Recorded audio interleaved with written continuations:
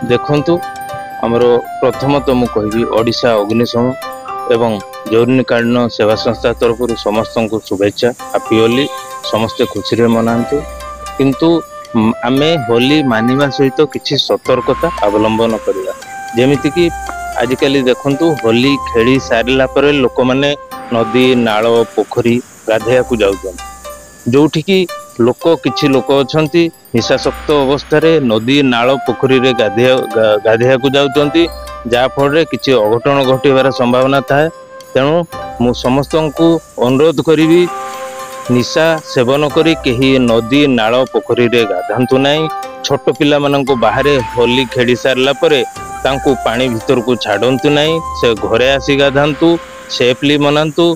या व्यतीत अग्निशम सेवा संस्था आमर बारिपदा हो किंबा आमर बारिपदा सर्कल भितर जिते फायर स्टेशन अच्छी समस्ते अलर्ट मोड रे रेडी होइके अछंती। जेमिति कि देखुचंती आपण माने आम पछपटे आमर बोट एवं आमर जड़े पिला अंडर वाटर बीएसएट से पिंधिकी रेडी प्रस्तुत होइके अछंती। जेकोसी मुहूर्त रे जेकोसी अघटना घटले आमे तुरंत पदक्षेप नेबा पई आमे प्रस्तुत होइके अछु।